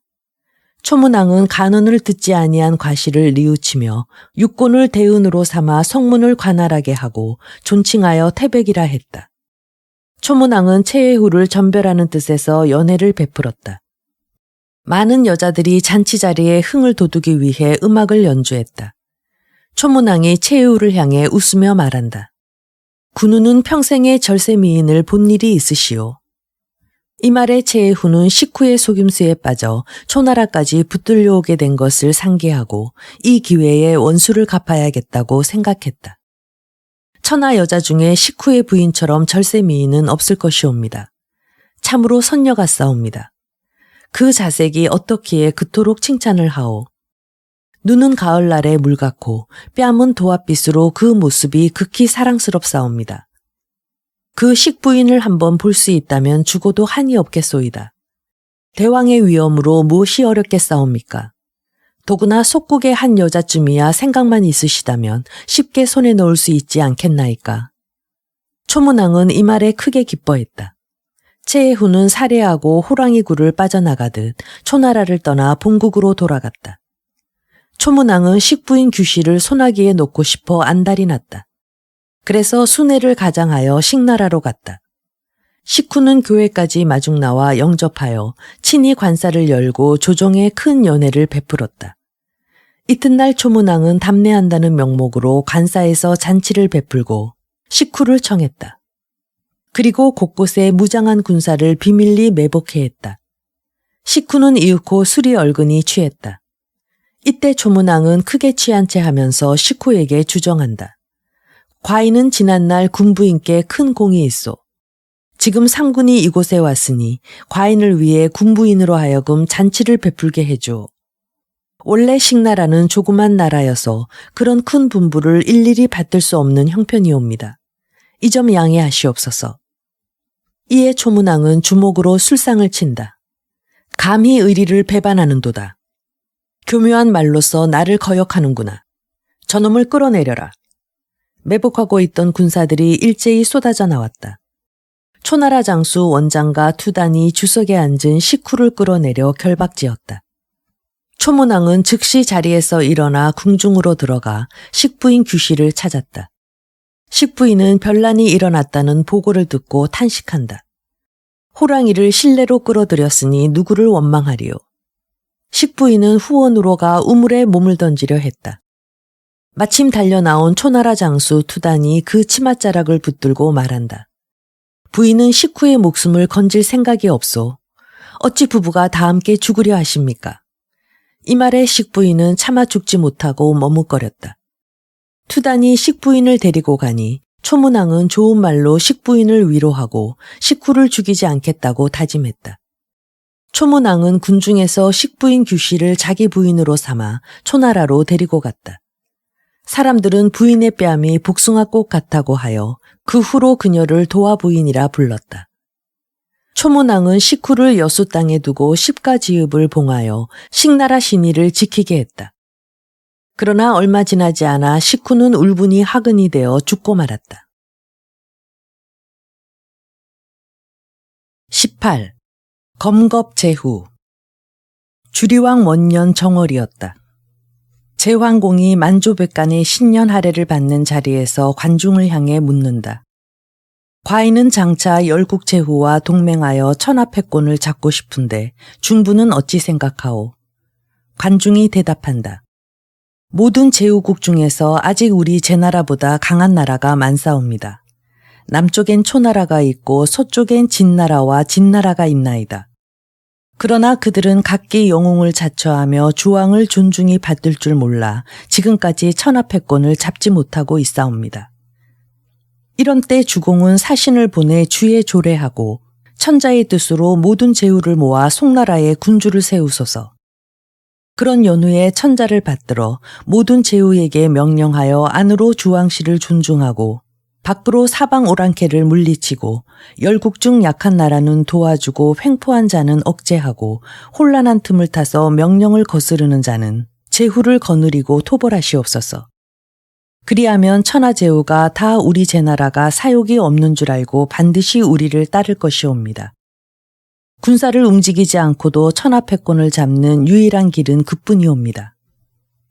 이 말을 듣고 제왕공은 크게 기뻐하며 즉시 사신을 낙양에 보내 주리왕에게 조례했다. 그리고 왕명을 받들어 제후들을 회맹케 하여 송나라 군의를 정하겠다고 아뢰었다. 주리왕은 흔연히 허락했다. 이에 제왕공은 왕명으로 송나라, 노나라, 진나라, 채나라, 위나라, 정나라, 조나라, 주나라 등 모든 나라에 포고하여 3월 초하룻날 북행 땅에서 회맹키로 언약했다.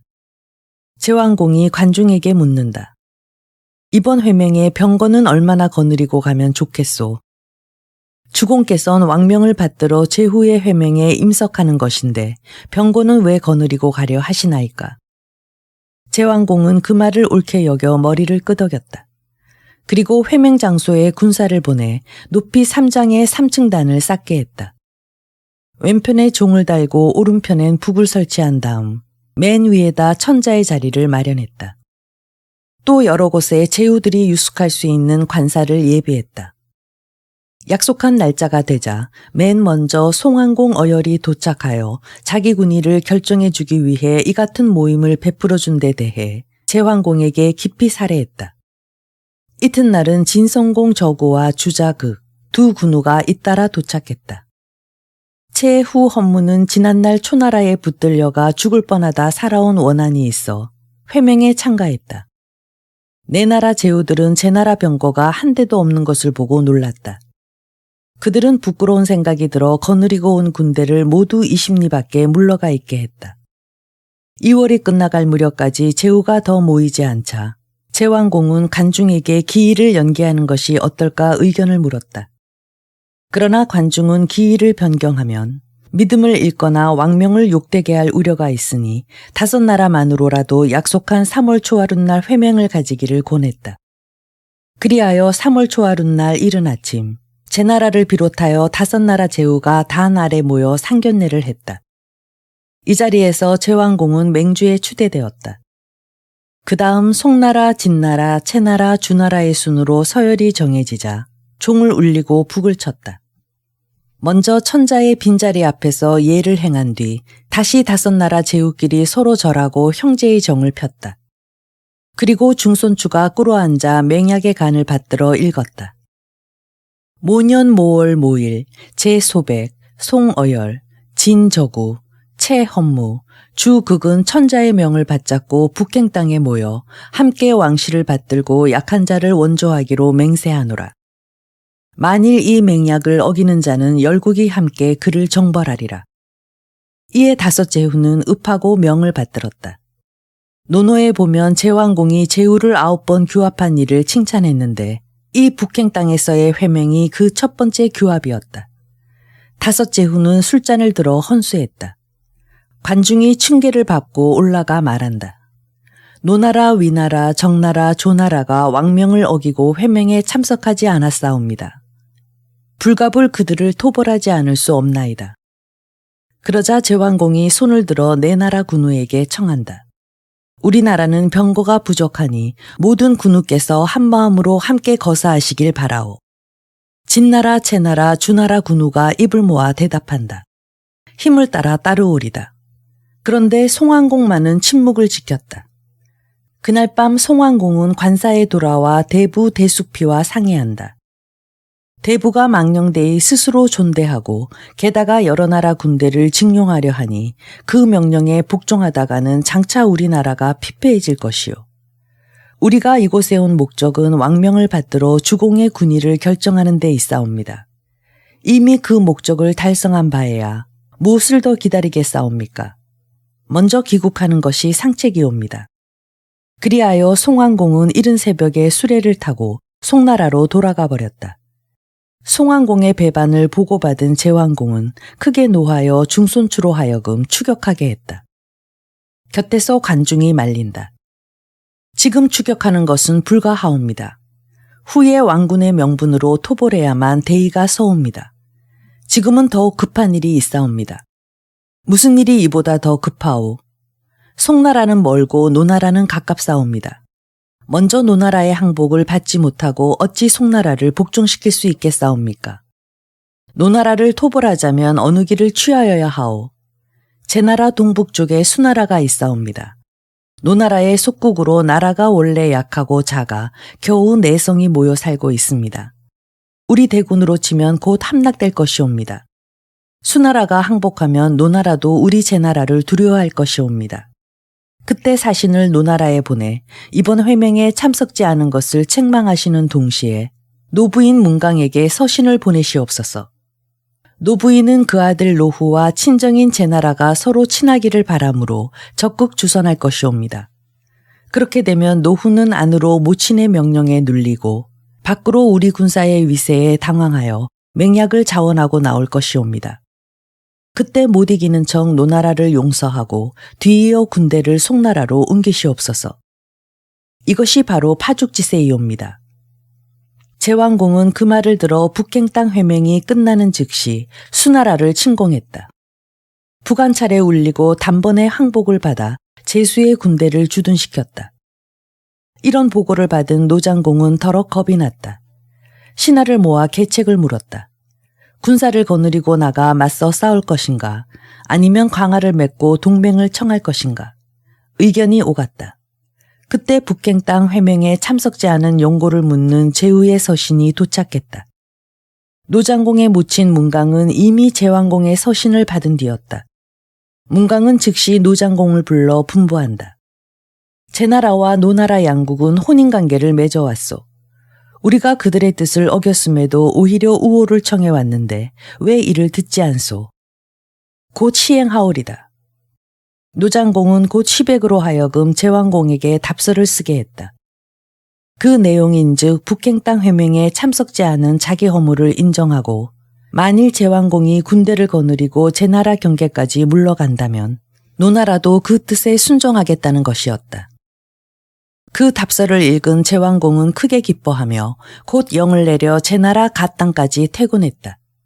노장공은 친히 가서 제왕공을 만나보지 않을 수 없었다. 장군 조말이 따라가기를 청하자 노장공이 말한다. 그대는 3번이나 제나라 군사에 패한 사람이요. 제나라 사람들이 비웃을 것을 생각지 않소.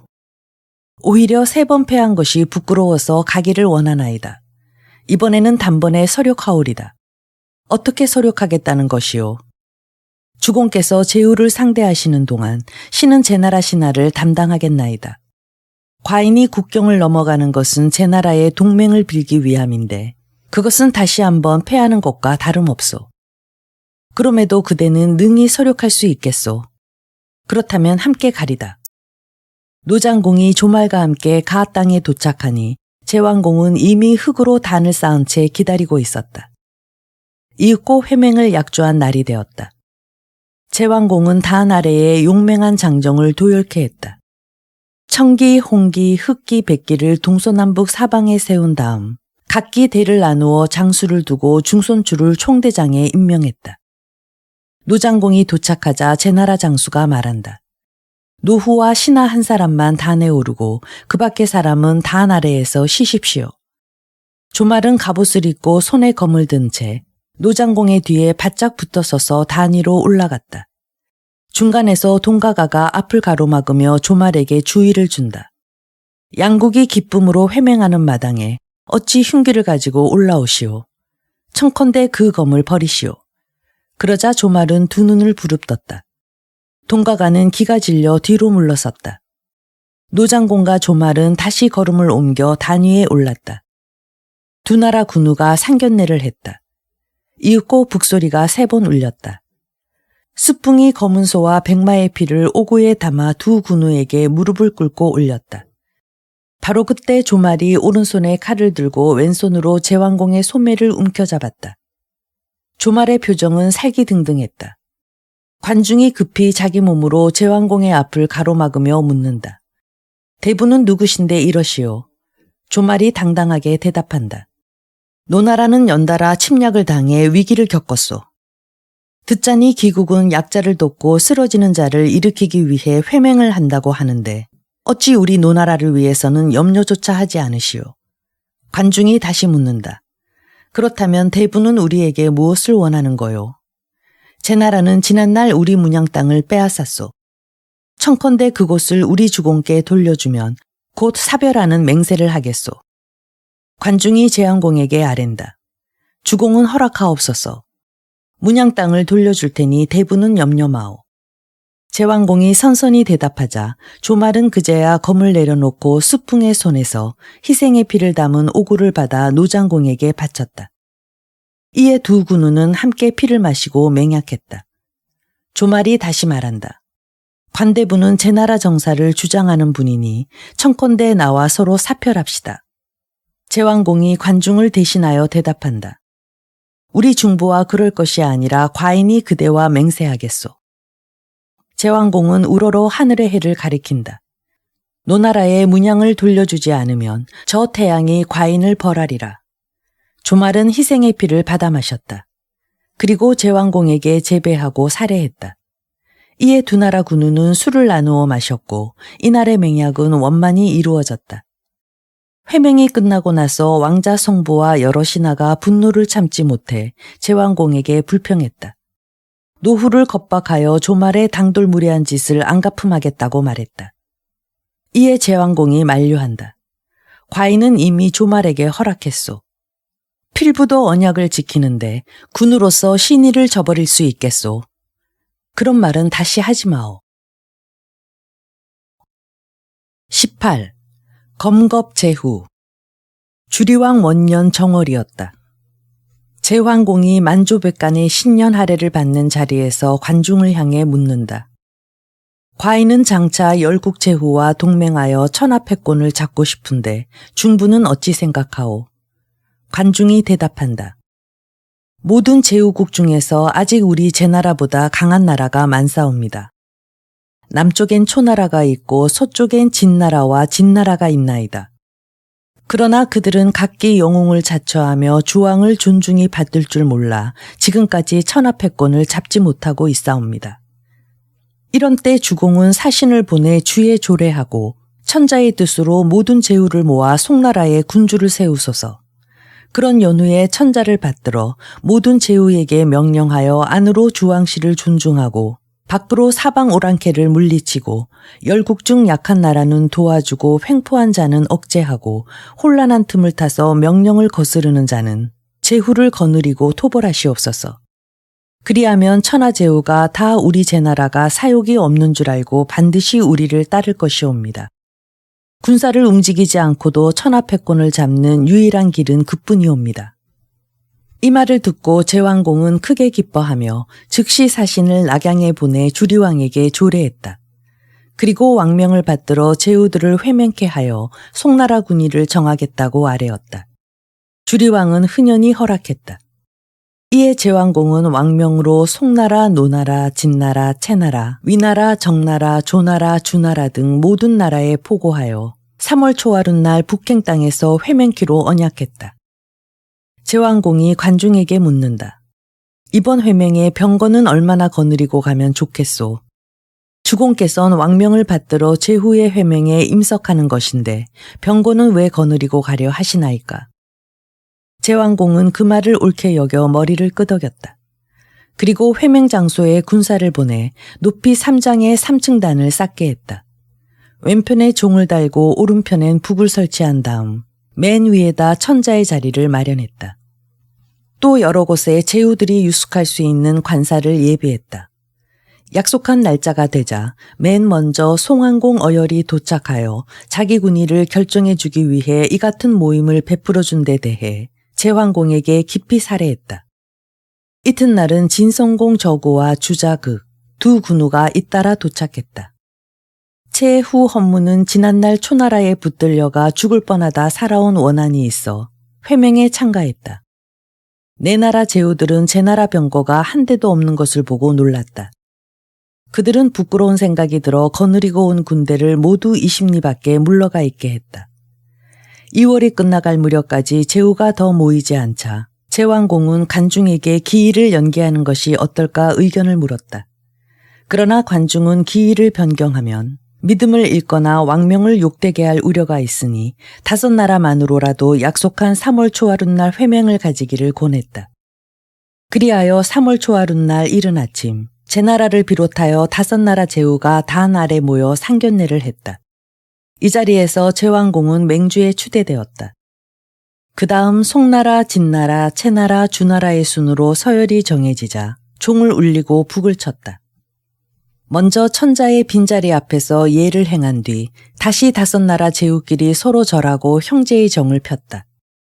그리고 중손추가 꿇어앉아 맹약의 간을 받들어 읽었다.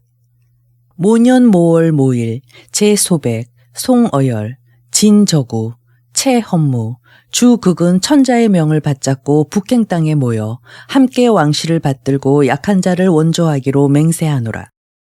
만일 이 맹약을 어기는 자는 열국이 함께 그를 정벌하리라. 이에 5 제후는 읍하고 명을 받들었다. 논어에 보면 제왕공이 제후를 9번 규합한 일을 칭찬했는데 이 북행 땅에서의 회맹이 그 첫 번째 규합이었다. 5 제후는 술잔을 들어 헌수했다. 관중이 층계를 밟고 올라가 말한다. 노나라, 위나라, 정나라, 조나라가 왕명을 어기고 회맹에 참석하지 않았사옵니다. 불갑을 그들을 토벌하지 않을 수 없나이다. 그러자 제왕공이 손을 들어 내 나라 군우에게 청한다. 우리나라는 병거가 부족하니 모든 군우께서 한마음으로 함께 거사하시길 바라오. 진나라, 채나라, 주나라 군우가 입을 모아 대답한다. 힘을 따라 따르오리다. 그런데 송환공만은 침묵을 지켰다. 그날 밤 송환공은 관사에 돌아와 대부 대숙피와 상의한다. 대부가 망령되이 스스로 존대하고 게다가 여러 나라 군대를 징용하려 하니 그 명령에 복종하다가는 장차 우리나라가 피폐해질 것이요. 우리가 이곳에 온 목적은 왕명을 받들어 주공의 군의를 결정하는 데 있사옵니다. 이미 그 목적을 달성한 바에야 무엇을 더 기다리겠사옵니까? 먼저 귀국하는 것이 상책이옵니다.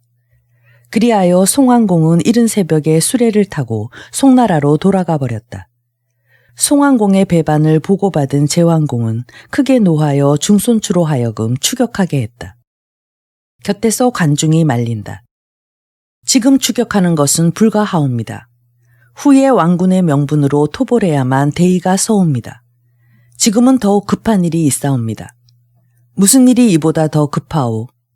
송나라는 멀고 노나라는 가깝사옵니다. 먼저 노나라의 항복을 받지 못하고 어찌 송나라를 복종시킬 수 있겠사옵니까? 노나라를 토벌하자면 어느 길을 취하여야 하오? 제나라 동북쪽에 수나라가 있사옵니다. 노나라의 속국으로 나라가 원래 약하고 작아 겨우 4성이 모여 살고 있습니다. 우리 대군으로 치면 곧 함락될 것이옵니다. 수나라가 항복하면 노나라도 우리 제나라를 두려워할 것이옵니다. 그때 사신을 노나라에 보내 이번 회맹에 참석지 않은 것을 책망하시는 동시에 노부인 문강에게 서신을 보내시옵소서.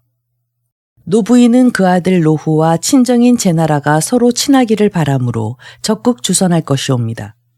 그렇게 되면 노후는 안으로 모친의 명령에 눌리고 밖으로 우리 군사의 위세에 당황하여 맹약을 자원하고 나올 것이옵니다.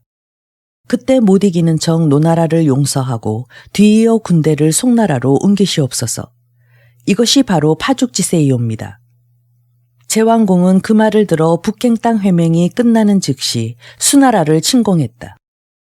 북한찰에 울리고 단번에 항복을 받아 제수의 군대를 주둔시켰다. 이런 보고를 받은 노장공은 더러 겁이 났다. 신하를 모아 계책을 물었다. 군사를 거느리고 나가 맞서 싸울 것인가? 아니면 광화를 맺고 동맹을 청할 것인가? 의견이 오갔다. 그때 북행 땅 회맹에 참석지 않은 용고를 묻는 제후의 서신이 도착했다. 노장공의 모친 문강은 이미 제왕공의 서신을 받은 뒤였다. 문강은 즉시 노장공을 불러 분부한다. 제나라와 노나라 양국은 혼인관계를 맺어왔소. 우리가 그들의 뜻을 어겼음에도 오히려 우호를 청해왔는데 왜 이를 듣지 않소? 곧 시행하오리다. 노장공은 곧 시백으로 하여금 제왕공에게 답서를 쓰게 했다. 그 내용인즉 북행 땅 회맹에 참석지 않은 자기 허물을 인정하고 만일 제왕공이 군대를 거느리고 제나라 경계까지 물러간다면 노나라도 그 뜻에 순종하겠다는 것이었다. 그 답서를 읽은 제왕공은 크게 기뻐하며 곧 영을 내려 제나라 갓 땅까지 퇴군했다. 노장공은 친히 가서 제왕공을 만나보지 않을 수 없었다. 장군 조말이 따라가기를 청하자 노장공이 말한다. 그대는 3번이나 제나라 군사에 패한 사람이요. 제나라 사람들이 비웃을 것을 생각지 않소. 오히려 3번 패한 것이 부끄러워서 가기를 원하나이다. 이번에는 단번에 서력하오리다. 어떻게 서력하겠다는 것이요? 주공께서 제후를 상대하시는 동안 신은 제나라 신하를 담당하겠나이다. 과인이 국경을 넘어가는 것은 제나라의 동맹을 빌기 위함인데 그것은 다시 한번 패하는 것과 다름없소. 그럼에도 그대는 능히 서력할 수 있겠소. 그렇다면 함께 가리다. 노장공이 조말과 함께 가 땅에 도착하니 제왕공은 이미 흙으로 단을 쌓은 채 기다리고 있었다. 이윽고 회맹을 약조한 날이 되었다. 제왕공은 단 아래에 용맹한 장정을 도열케 했다. 청기, 홍기, 흑기, 백기를 동서남북 사방에 세운 다음 각기 대를 나누어 장수를 두고 중손주를 총대장에 임명했다. 노장공이 도착하자 제나라 장수가 말한다. 노후와 신하 한 사람만 단에 오르고 그 밖의 사람은 단 아래에서 쉬십시오. 조말은 갑옷을 입고 손에 검을 든 채 노장공의 뒤에 바짝 붙어서서 단위로 올라갔다. 중간에서 동가가가 앞을 가로막으며 조말에게 주의를 준다. 양국이 기쁨으로 회맹하는 마당에 어찌 흉기를 가지고 올라오시오. 청컨대 그 검을 버리시오. 그러자 조말은 두 눈을 부릅떴다. 동가가는 기가 질려 뒤로 물러섰다. 노장공과 조말은 다시 걸음을 옮겨 단위에 올랐다. 두 나라 군우가 상견례를 했다. 이윽고 북소리가 3번 울렸다. 수풍이 검은 소와 백마의 피를 오구에 담아 두 군우에게 무릎을 꿇고 올렸다. 바로 그때 조말이 오른손에 칼을 들고 왼손으로 제왕공의 소매를 움켜잡았다. 조말의 표정은 살기등등했다. 관중이 급히 자기 몸으로 제왕공의 앞을 가로막으며 묻는다. 대부는 누구신데 이러시오. 조말이 당당하게 대답한다. 노나라는 연달아 침략을 당해 위기를 겪었소. 듣자니 기국은 약자를 돕고 쓰러지는 자를 일으키기 위해 회맹을 한다고 하는데 어찌 우리 노나라를 위해서는 염려조차 하지 않으시오. 관중이 다시 묻는다. 그렇다면 대부는 우리에게 무엇을 원하는 거요? 제 나라는 지난날 우리 문양 땅을 빼앗았소. 청컨대 그곳을 우리 주공께 돌려주면 곧 사별하는 맹세를 하겠소. 관중이 제왕공에게 아랜다. 주공은 허락하옵소서. 문양 땅을 돌려줄 테니 대부는 염려 마오. 제왕공이 선선히 대답하자 조말은 그제야 검을 내려놓고 수풍의 손에서 희생의 피를 담은 오구를 받아 노장공에게 바쳤다. 이에 두 군우는 함께 피를 마시고 맹약했다. 조말이 다시 말한다. 관대부는 제 나라 정사를 주장하는 분이니 청컨대 나와 서로 사별합시다. 제왕공이 관중을 대신하여 대답한다. 우리 중부와 그럴 것이 아니라 과인이 그대와 맹세하겠소. 제왕공은 우러러 하늘의 해를 가리킨다. 노나라의 문양을 돌려주지 않으면 저 태양이 과인을 벌하리라. 조말은 희생의 피를 받아 마셨다.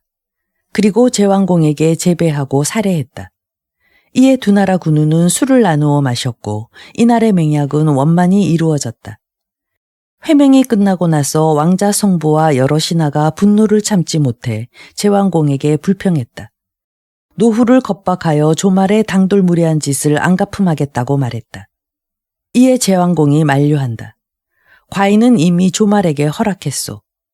필부도 언약을 지키는데 군으로서 신의를 저버릴 수 있겠소. 그런 말은 다시 하지 마오. 이튿날 제왕공은 공간에 주연을 베풀고 노장공과 술잔을 나누며 환담한 뒤 작별했다. 제왕공은 노장공을 전송한 후 즉시 남비의 읍제에게 명하여 문양 땅을 노나라에 반환케 했다. 비록 동맹을 강요하기 위해 침범했지만 제왕공은 상대방을 결코 속이지 않았다. 조말이 3번 패한 수치를 갚기 위해 자신을 겁박했으나 제왕공은 그를 미워하지 않았다. 바로 이것이 제나라가 열국 제후들을 거느리고 천하패권의 대업을 이루게 된 원인이다. 모든 제후들은 노장공과 제왕공이 가 땅에서 맹약한 경위를 전해 듣고 모두 제왕공의 신의에 탐복했다. 그래서 위나라 조나라도 제나라에 사신을 보내 사죄하고 동맹을 청했다. 그러나 제왕공은 송나라를 정벌한 다음 기일을 정해 회맹하기로 그들과 약속했다. 그리고 주의 사신을 파견해 송왕공이 왕명을 준수하지 않음을 고하고 문제하기를 청했다.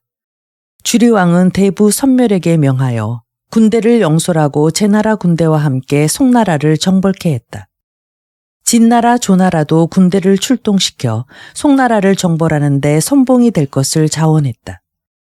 제왕공은 관중으로 하여금 일군을 거느리고 진나라 조나라 군사와 합세하게 했다. 그리고 제왕공 자신은 숫붕 왕자 성부 그리고 동가가 등을 거느리고 대군을 통솔하여 상구 땅으로 떠났다. 이때가 주리왕 2년 봄이었다. 어느 날 관중은 애첩 청과 함께 수레를 타고 남문 밖으로 나갔다. 한 30여리쯤 가서 노산 밑에 이르렀을 때 한 농부를 만났다. 그 사람은 잠방이를 입고 찢어진 삿갓을 쓴 채 산 아래에서 소를 놓아 먹이고 있었는데 솥불을 두드리며 무슨 노래인가를 흥얼거리고 있었다. 관중이 수레 안에서 내다보니 그 인물됨이 범상하지 않은 듯했다. 관중은 수레를 멈추게 하고 사람을 시켜 술과 음식을 보내어 위로했다. 술과 음식을 다 먹고 난 그 농부는 관중을 만나고 싶다고 했다. 그러나 관중이 탄 수레는 이미 지나간 뒤였다. 농부는 머리를 끄덕이며 말한다. 내 말을 상군께 전해주오. 호호호 백수라고 말이오. 이에 종자는 관중이 탄 수레를 급히 뒤쫓아가 그대로 고했다. 관중은 무슨 뜻인지 해석할 수가 없었다. 그래서 고군경사와 문학에 통달하고 지혜가 출중한 애첩 청에게 물었다. 청이 대답한다. 옛날에 백수시란 것이 있었다 하는데 호호 백수 쑥쑥 지어 굴레소와 아장한 거. 즉 넓고 넓구나 백수여. 많고 많은 송사리대로다. 군우오시어 나를 부르시니 내 장차 자리에 안정하리라 하는 내용이오니 그 사람이 벼슬을 구하고 있는 것 같습니다. 관중은 즉시 수레를 멈추게 하고 사람을 시켜 그 농부를 불렀다. 농부는 소를 몰고 집으로 돌아가려다 관중이 보낸 사람을 만나 소를 총가에 맡기고 관중에게로 왔다. 관중 앞에 이른 농부는 음만 할 뿐 절도 하지 않았다. 관중은 그를 유심히 보면서 이름을 물었다. 나는 위나라 촌사람으로서 성명을 영척이라 하오. 상군께서 어진 사람을 좋아하고 선비를 예로서 대한다는 말을 듣고 사모하는 마음으로 산 넘어 물 건너 제 나라까지 왔다가 이렇게 뵙게 됐습니다. 관중은 여러 가지로 그의 학식을 시험해 보았는데 청산유수처럼 막히는 데가 없었다. 관중이 탄식하며 말한다. 호골이 진흙 속에서 썩고 있구나. 만일 이끌어주는 자가 없으면 어찌 그 재질을 나타낼 수 있겠는가. 며칠 안에 우리 주공께서 이곳을 지날 것이요. 내가 글을 써서 그대에게 주리니 그날 주공께 그것을 바치면 반드시 중용할 것이요. 관중은 곧 글을 써주고 영척과 작별했다. 그로부터 사흘이 지났다. 제왕공은 군사를 거느리고 그곳을 지나갔다. 영척은 전날과 다름없이 잠방이에 찢어진 삿갓을 쓰고 맨다리로 길 옆에 서 있었다. 이윽고 제왕공이 타고 가는 수레가 가까이 이르자 영척은 솥불을 두드리며 노래했다. 창랑의 물에 하얀 돌이 반짝이는데 그 속에 한자반 길이의 잉어가 노네. 평생에 아직 요순의 선의를 만나지 못해 짧은 바지 호도시 종아리를 가리지 못하네. 저녁부터 밤중까지 소를 먹이니 긴 밤은 더디어 아침은 언제이랴. 영척의 노래를 들은 제왕공은 이상히 여기고 좌우에 명하여 그를 데려오게 하였다. 제왕공이 성명을 묻자 영척이 대답한다. 영척이라 하옵니다. 제왕공이 꾸짖는다. 한낱 소목이는 사람으로서 너는 어찌하여 정치와 시국을 비방하는 노래를 하는가? 소인이 어찌 감히 정치와 시국을 비방하오리까? 지금 천자께서 위에 계시고 과인이 모든 제후를 거느리고 천자를 도와 아래를 복종시키니 백성은 그 업을 즐기고 초목도 봄빛을 만났다. 요순시대도 이보다는 못하였으리라. 그런데 너는 요순시절을 만나지 못하였다고 노래하지 않았느냐. 더구나 긴 밤은 더디어 아침은 언제이랴 라고 했으니 그게 비방이 아니고 무엇이냐. 영척이 대답한다. 소인이 비록 소목이는 농부이오나 요순시대의 일을 들어서 잘 알고 있나이다. 그 당시에는 열흘마다 한 번씩 바람이 불고 닷새마다 한 번씩 비가 내려 백성은 밭을 갈아먹고 우물을 파 물을 길어 마시며 강요하지 않아도 황제의 법을 순종했다고 하옵니다. 그러나 지금은 기강은 문란해지고 교화는 실행되지 않는 세상이옵니다. 그런데도 요순 세상과 다름없다고 하시니 소인은 그 까닭을 모르겠나이다. 또 들은 바에 의하면 요순 시대에는 백가는 바르고 제후는 복종하며 사방 오랑캐는 물러가고 천하는 태평하며 말하지 않아도 서로 믿고 노하지 않아도 자연 위엄이 섰다고 하옵니다.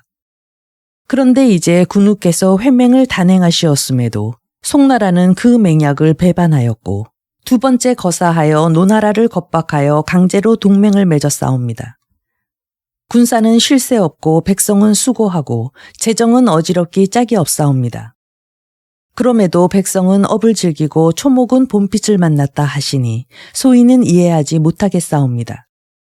또 소인이 들은 바에 의하면 요나라 임금은 그 아들 단주를 젖혀놓고 천하를 순임금에게 양도하였지만 순임금은 받지 않고 남하로 피하니 백성이 따라가서 받들어 모셔서 부득이 제위에 나아갔다 하나이다.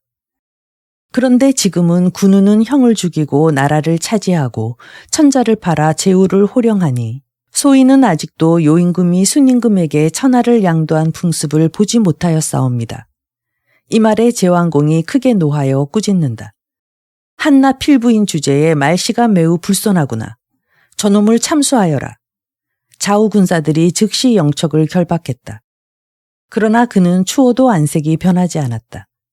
차명을 집행하려 할 때 영척이 하늘을 우러러 깊이 탄식한다. 옛날 폭군걸은 충신 용봉을 죽이고 주는 비간을 죽였는데 영척 또한 지금은 죽지만 그들과 함께 이름이 천추에 빛나겠구나. 숫붕이 곁에서 이 말을 듣고 제왕공에게 아랜다. 죽음을 앞에 두고도 두려워하지 않는 이 사람은 결코 심상한 필부가 아닌 듯하옵니다. 주공께서는 노기를 거두시옵소서. 그 말을 옳게 여긴 제왕공은 영을 내려 영척의 결박을 풀게 했다. 과인이 잠시 그대를 시험해 보았노라. 그대는 참으로 보기 드문 훌륭한 선비로다. 그제야 영척은 품속에 간직했던 관중의 글을 꺼내 바쳤다. 제왕공이 그 글을 읽어본다. 신이 명을 받들고 이곳을 지나다가 우연히 위나라 사람 영척을 만났사옵니다. 이 사람은 보통 소목이는 농부가 아니고 진실로 당대의 인재이옵니다. 주공께서는 그를 맞아 보자토록 하옵소서. 만일 그를 버리시면 다른 나라에서 등용하오리니 다음 날 후회해도 소용없나이다. 그 글을 다 읽은 제왕공이 영척에게 묻는다. 그대는 중부의 서신을 가지고 있었으면서도 왜 과인에게 보이지 않았는가? 신이 듣건대 어진 군우는 사람을 골라서 보좌를 삼고 신하는 주인을 골라 섬긴다고 하였나이다.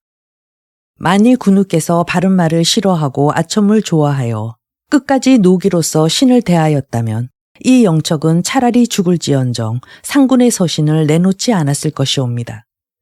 영척의 이러한 대답에 제왕공은 크게 기뻐하며 그에게 뒤쪽에 있는 수레에 타라고 명했다.